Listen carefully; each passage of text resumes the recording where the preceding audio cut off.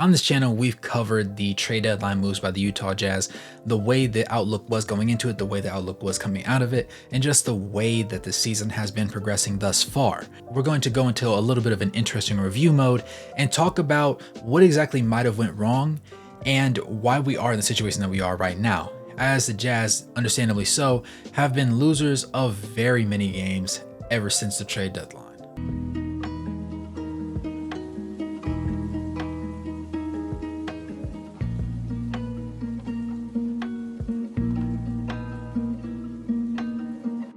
The Utah Jazz find themselves being now 1-7 after a recent game against the Orlando Magic ended up putting them down, losing 107 to 115. The overarching issue that we saw from the trade deadline was the Jazz went into the trade deadline, and it was reported by Art Cummings from SportsIllustrated.com and Tony Jones from The Athletic, saying that they would end up in a situation being buyers and sellers at the deadline.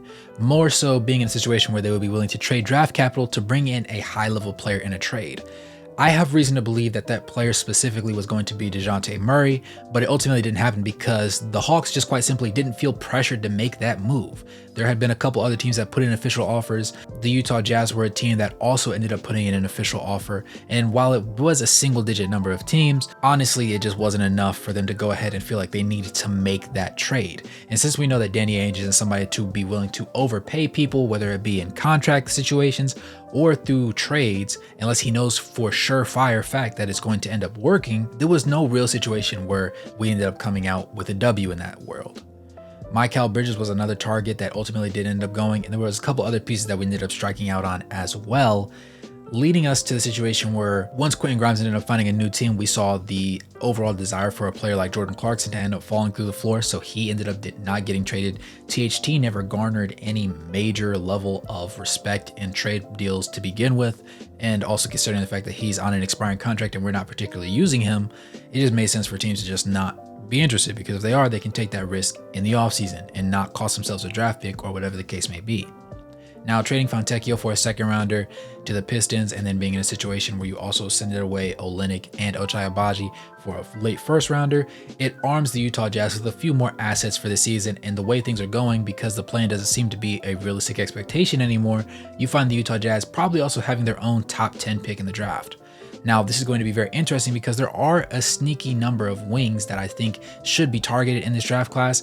None of them are particularly surefire, of course, but they all have their own level of upside, and I'll do separate videos on them to go ahead and let you guys know exactly what the situation is, what I see potentially from them, and ultimately if the Jazz should even consider taking a risk on them, or if they should end up trading away those picks to make something else shake out in this offseason. Now, with the Jazz being 1-7 since the trade deadline, obviously the Toronto Raptors ended up giving them Otto Porter Jr. and Kyra Lewis Jr., while the Pistons ended up giving up Kevin Knox.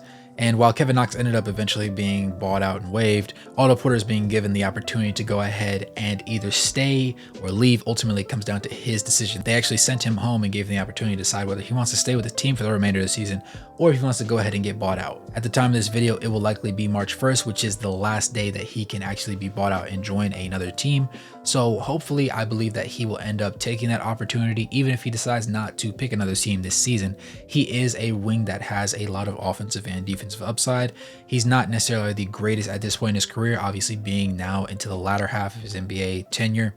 And I think that he could still provide some solid minutes for a contending team. Obviously, most recently, he did it for the Warriors and provided a lot of depth at that wing position, but he just doesn't have a great fit here with the Utah Jazz, considering the rebuilding waters that we currently are in. Ultimately, losing Fontecchio was the big blow because for the starting lineup, he was that glue guy that didn't always hit all of his shots, but was a very good three-point shooter. And even when his shots weren't falling, he was a really good hustler. He was really solid at making the extra pass, grabbing the boards when other people wouldn't expect him to. He had a sneaky level of athleticism that a lot of people didn't respect in the beginning. And then on top of that, he also was a sneaky good defender. He showcased all these things this year after last season having a lot of injuries, having struggled to adjust to the NBA game after coming over from the EuroLeague. I believe it was the right decision to go ahead and send him to the Pistons, considering we ended up getting draft compensation and we ended up buying out the contract for Kevin Knox so he doesn't take up any space or minutes, and just going ahead and allowing Taylor Hendricks to develop off of those minutes as well. Taylor Hendricks has most recently been moved into the starting lineup. Of course, they're The whole plan since the trade deadline has been to develop the rookies. And while it hasn't been directly and explicitly said that they are tanking, that is just the ultimate result. If you put yourself in a situation where you're not starting your best lineup that will win you games, by default, you're tanking. Now, it could be inadvertent, which it is in this situation. It just comes with the lineups that we're rolling out there. The intention is not for us to lose games, but it just happens because that is the cost of the price and the price that they're willing to pay.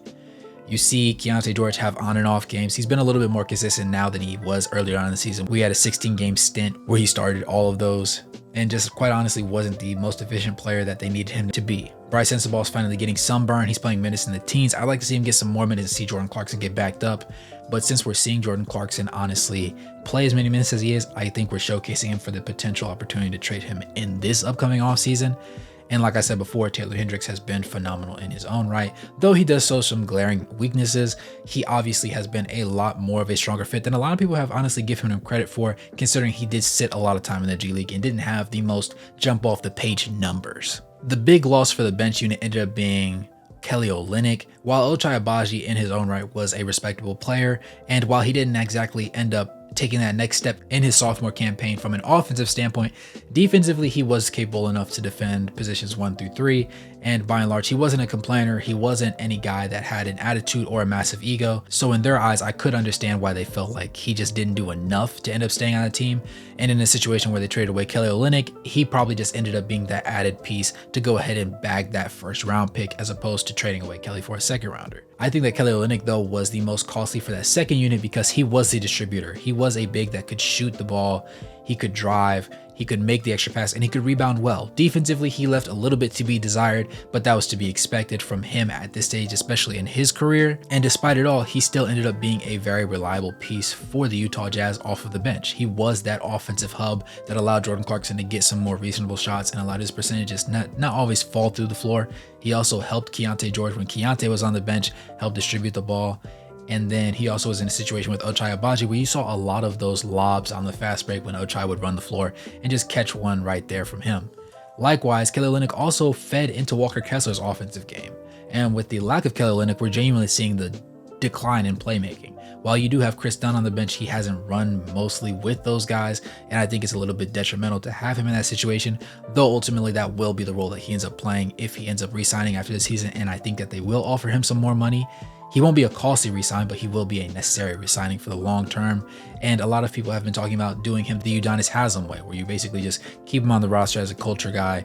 He's a solid player, and then when he doesn't end up being serviceable for minutes anymore, you can still have him on there for that leadership and that control standpoint and just that development of young pieces, because he is a very much positive impact on Keyonte George so far. And I think that once Taylor Hendricks and Bryce Sensabaugh get more into the swing of things, he's also going to rub off on them significantly as well. I believe that the biggest catalyst for this situation that the Utah Jazz are in is the fact that there was no blockbuster trade move. I do believe that, as it was reported by different news outlets, they were being sellers at the deadline, but they also wanted to be buyers. They wanted to get another star caliber player, and it just quite frankly fell through. There just wasn't an opportunity. Nobody was willing to go for the price that Danny Ainge was offering, and Danny Ainge probably just didn't want to budge.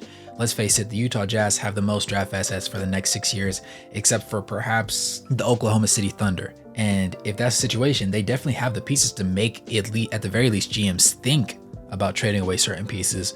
But ultimately, I believe that it came down to Danny Ainge and Justin Zanik not being willing to give up a treasure trove of picks and even a couple of players to make that sort of deal happen.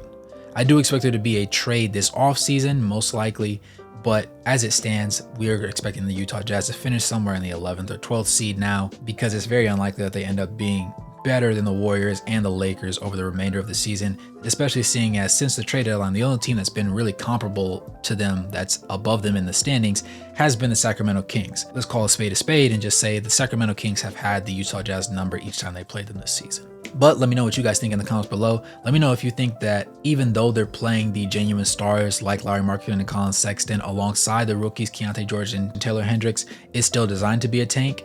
Even though I personally don't, I think it's just a byproduct of the lineups that they're rolling out, and they understand that, so they're admitting they're being willing to tank. In my eyes, they're willing to tank if it is the cost of running these guys, so that way you don't have Keyonte George basically being force-fed pointless minutes to where he's getting up empty stats and not getting accustomed to playing alongside two players that are supposed to be part of the future of this franchise.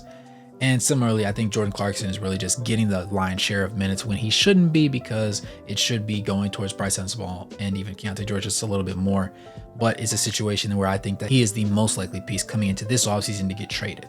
Let me know what you guys think in the comments below. I'm always interested to see what you have to say. Subscribe, turn on post notifications, like the video so that more people get drawn into this one, and become a member to catch more videos and help support the content. With that being said, it's your boy Wraith Hoops. Thanks for tuning into this one. And as always, good morning, good evening, and good night, no matter where you are on the globe watching. Thanks for tuning in, and I'll catch you guys in the next one.